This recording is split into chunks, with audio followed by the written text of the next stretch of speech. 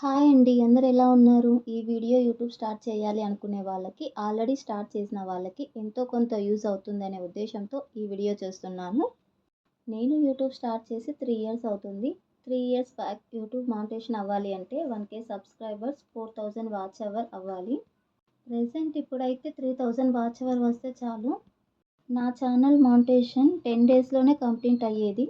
మరి 10 డేస్‌లో మానిటైజేషన్ ఏంటి అనుకుంటున్నారా? నా ఛానల్‌కి కావాల్సిన 4,000 అవర్స్ అయితే నాకు జస్ట్ 8 డేస్‌లోనే కంప్లీట్ అయింది.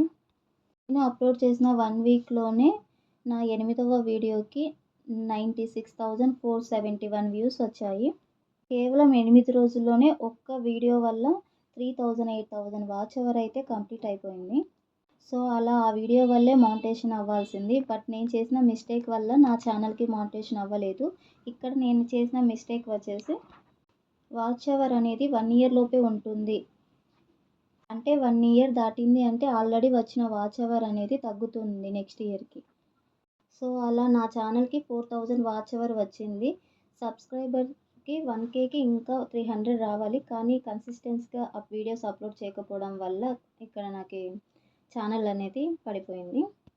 సో, నేను చేసిన ఈ 2 మిస్టేక్స్ వల్లే నాకు ఈ ఛానల్ అనేది అప్పుడు మానిటైజేషన్ అవ్వలేదు.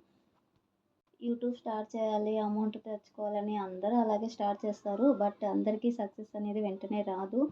బట్ యూట్యూబ్ అల్గారిథం అయితే ఖచ్చితంగా మన వీడియోస్‌ని అయితే పుష్ చేస్తుందండి.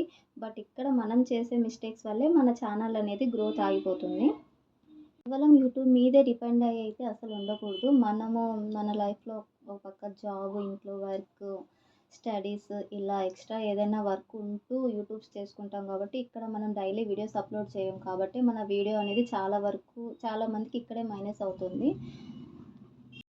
కానీ మనకెన్ని సైడ్ పనులున్నా కూడా యూట్యూబ్ స్టార్ట్ చేసినామంటే ఖచ్చితంగా వీక్లీ వన్స్ అన్న వీడియో అప్లోడ్ చేయాలి.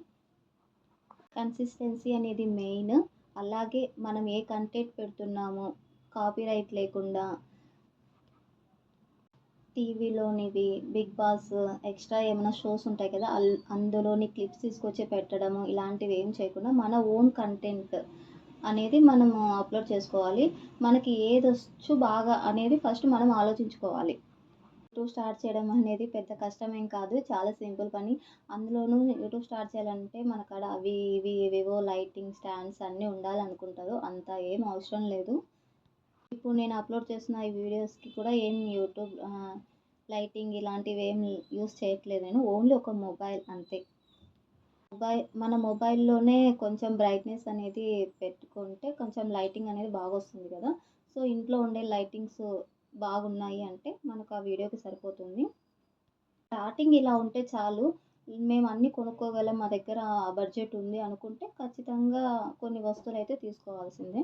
కంటెంట్ ఉండాలా. మ్యూజిక్ అనేది కూడా మనము ఎడిటింగ్ యాప్ ఉంటుంది కదా! అందులో ఉండే మ్యూజిక్ అయితే అసలు యూజ్ చేయకూడదు.